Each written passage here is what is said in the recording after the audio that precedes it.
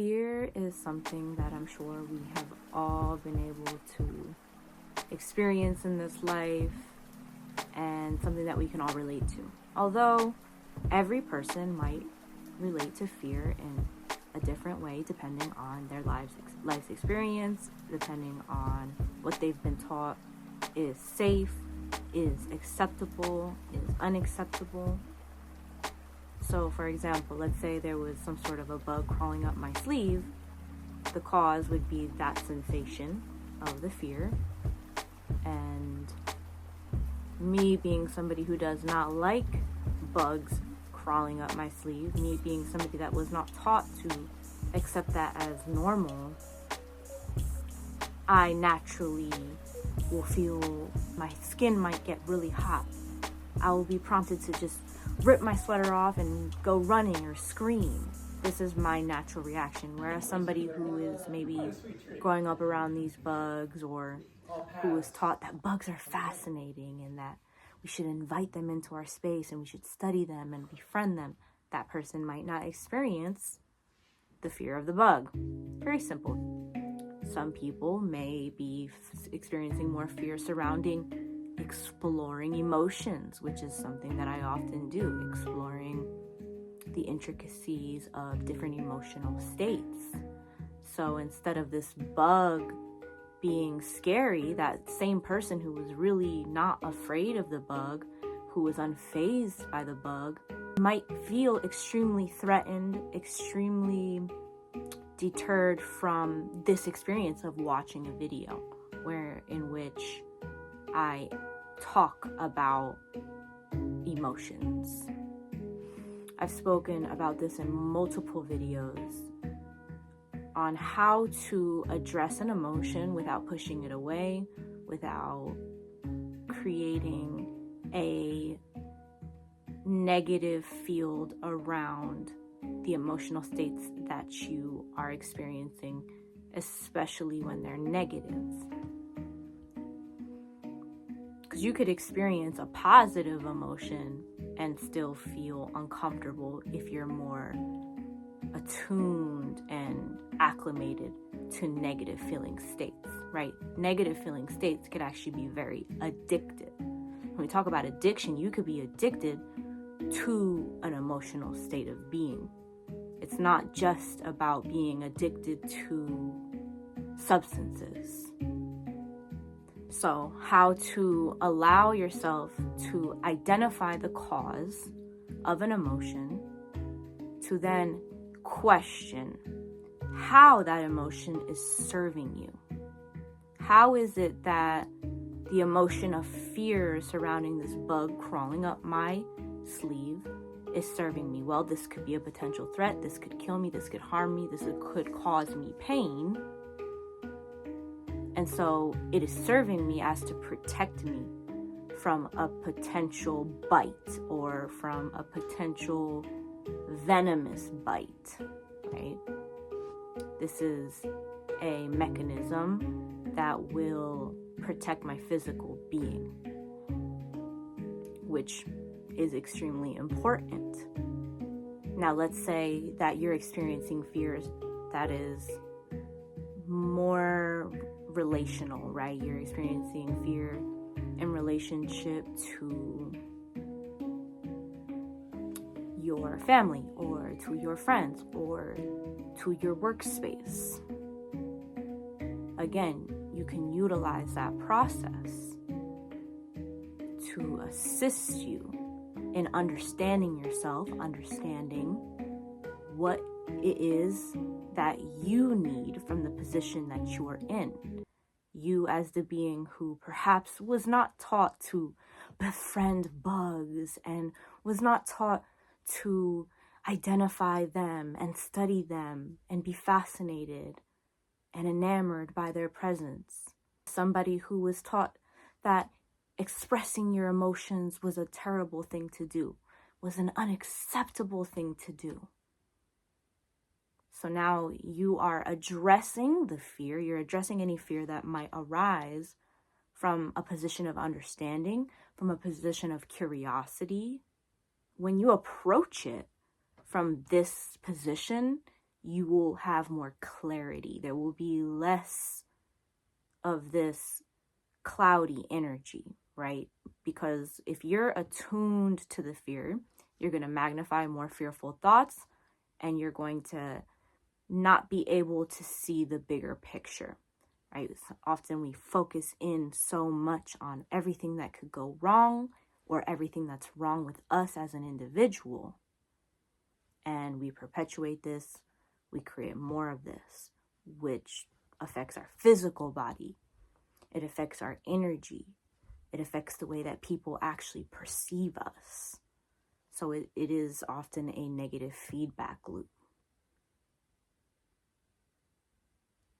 Again, being able to approach it from a state of clarity and understanding, acceptance for where you're at, for who you are. All of these experiences that created a being who is experiencing fear in that particular way in relationship to that particular place, person, thing. There is much opportunity to appreciate all the negative things that you went through that caused you to have that particular fear. So instead of it being something that is holding you back, that is stagnating you, it's something that's allowing you to understand yourself and understand the ways that these experiences shaped you. Now you can build from this position of appreciation, genuine appreciation and curiosity. That's not to say that the fear surrounding, let's say, being financially unstable or unstable within a relationship is to just be completely okay with this state of being that you might find yourself fearing as you're experiencing it, as you're in it, as much as it is to constructively, effectively, efficiently approach the issue that is causing the fear, the cause of the fear. Not by dragging yourself down, not by condemning yourself, but by practically addressing what you are experiencing within your emotional body, within your physical vessel, within your energetic body, within your spiritual body, right? Within your body, ultimately. We're really understanding our body in a different way. We're approaching our bodily awareness in a more expansive way as to be able to navigate the changes that may cause more fearful states of being, understandably. And you can relate this to any emotion. It doesn't have to be fear. Oftentimes these emotions are kind of like a blend, right? I'll share a quick story with you. I remember the first day that I witnessed Freestyle, and you guys watch me post her. And if you look at my description links, you can see her videos. The first day that I met her and that I saw her, I was at the beach all day. I had met a friend, and I was wanting to expand. I was wanting to put myself out there, go and see open mics, do different kinds of things. But I was also so comfortable in my shell. I was comfortable being in my little meditative, by the ocean vibe, by myself, hermit mode. And my friend was really helping me to put myself in these environments. So I felt uncomfortable doing it alone, but I felt more inspired, more gravitated towards those experiences with support from other people. And this was somebody that I allowed into my space, that I allowed myself to open up to in such a way as to enjoy life. And when he said, yes, I'll go with you, I was more excited. I was less fearful. So it's kind of this fear, this uncertainty, right? The energy of uncertainty, the energy of hesitation was alleviated. And when we went, we walked in, and that moment that we sat down, she walked in and just started singing. It was like a movie. She just walked in with a voice so powerful, so unfamiliar to me. I've never seen anything like it in my life. I could never conjure in my mind such a incredible and powerful voice and message that resonated with where I was at energetically, that resonated so deeply within my soul. I was fearful all the way up until the moment where we got into the car. I hesitated so much to the point where I walked in, sat down, and the show started. That's how much I hesitated all the way until the last minute, to the last 30 seconds.